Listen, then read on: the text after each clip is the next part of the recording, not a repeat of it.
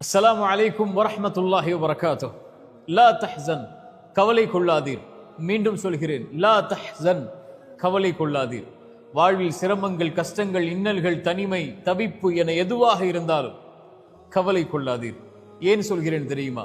இறைமறைகள் நீங்கள் எங்கு எடுத்து படித்து பார்த்தாலும் இறைவனை சார்ந்து நம்பிக்கை கொள்ளக்கூடியவர்கள் கவலை அடைவார்கள் என்ற ஒரு வசனம் இல்லை. இறைமறையில் இருக்கக்கூடிய வசனம் எல்லாம் இறைவனை நம்பிக்கை கொண்டு வாழக்கூடியவர்கள் கவலை அடைய மாட்டார்கள் என்றுதான் இறைமறை. அதனால் தான் சொல்லுகிறது லா தஹ்சன். இறைவன் சொல்கிறான், கவலை கொள்ளாதீர். யாருடைய வார்த்தை தெரியுமா?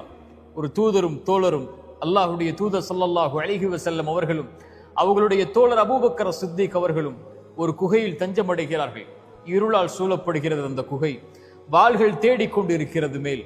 அபூபக்கர் அவர்கள் சொன்னார்கள் தன் தூதரை பார்த்து, தூதரே, அவர்கள் குனிந்தால் நம்மை பார்த்து விடுவார்கள்.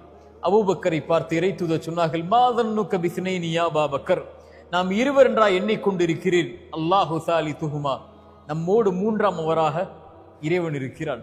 லா தஹ்சன், அதனால் சொல்கிறேன் அபூபக்கரே, கவலை கொள்ளாதீர், இறைவன் நம்மோடு இருக்கிறான். இறை தூதரையும் அந்த தோழரையும் இறைவன் பாதுகாத்தான் அந்த குகையிலிருந்து. மூசா அலைஹிஸ்ஸலாம் முன்னால் கடல், பின்னால் ஃபிரௌன். மூசாவுடைய சமூகம் சொன்னது, மூசா, எம்மை கைவிட்டு விட்டீர். மூசா அலைஹிஸ்ஸலாம் சொன்னார்கள், கல்லா, ஒருபோதும் அல்ல. இன்னம ரப்பி, என்னை படைத்த இறைவன் என்னோடு இருக்கிறான், அவன் எனக்கு வழிகாட்டுவான். மூசா அலைஹிஸ்ஸலாம் அவர்களுக்கு கடலை பிளந்து வழிகாட்டினான் இறைவன்.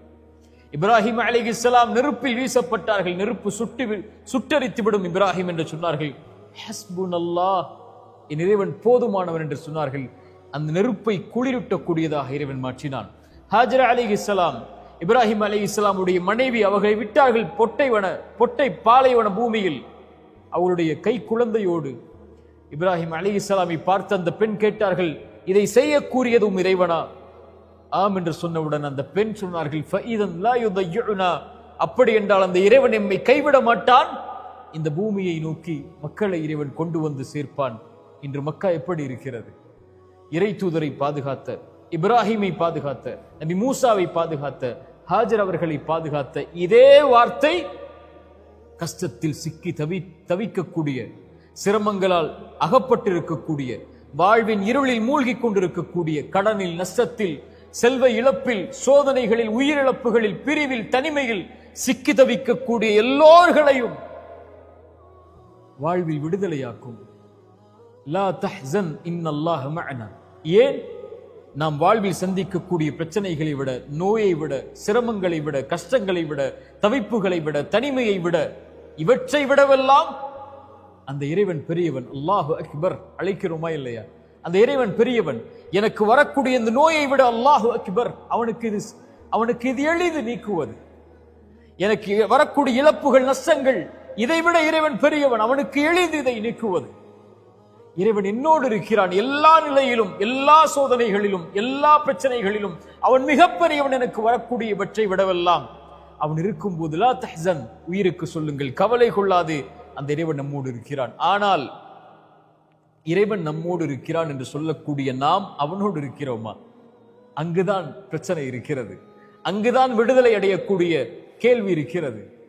இறைவனோடு நாம் இல்லாமல் ஒருபோதும் இறைவன் நம்மோடு இருக்க மாட்டான். யார் இறைவனின் நினைவை விட்டு தூரமாகி வாழ்கிறார்களோ, இறைமறை சொல்கிறது, அவர்களுக்கு நெருக்கடியான வாழ்வு இருக்கும்.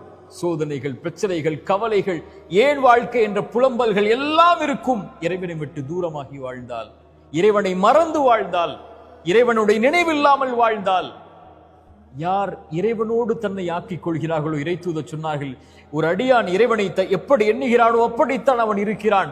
அவனை தனிமையில் நினைவு கூர்ந்தால், இறைவனை தனிமையில், பிரச்சனைகளில், கஷ்டங்களில், சிரமங்களில், நோயில், தவிப்புகளில், வாழ்வில் ஏற்படக்கூடிய இன்னல்களில், இறைவா என்று அவன் தனிமையில் நினைவு கூர்ந்தால், இறைவனும் அவனை தனிமையில் நினைவு கூறுகிறான்.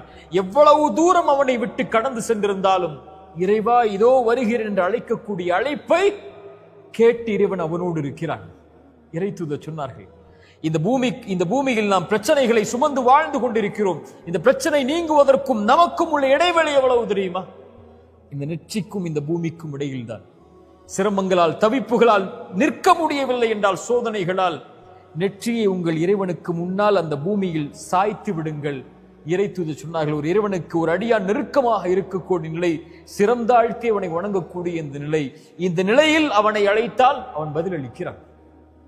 லா தஹ்சன் யா அஹி, லா தஹ்சன் யா உஃப்தி, நோயா லா தஹ்சன், கடனா லா தஹ்சன், உயிரிழப்புகளா லா தஹ்சன், அல்லது உறவுகளுடைய பிரிவா லா தஹ்சன், கடனா நஷ்டமா, வியாபாரத்தில் செல்வத்தில் சோதனையா, செல்வ இழப்புகளா, வசதியில் சோதனையா, அல்லது குடும்ப உறவுகளால் சோதனையா, உலகமே உங்களை கைவிடுகிறதா, லா தஹ்சன். இறைவனுடைய வார்த்தை அது.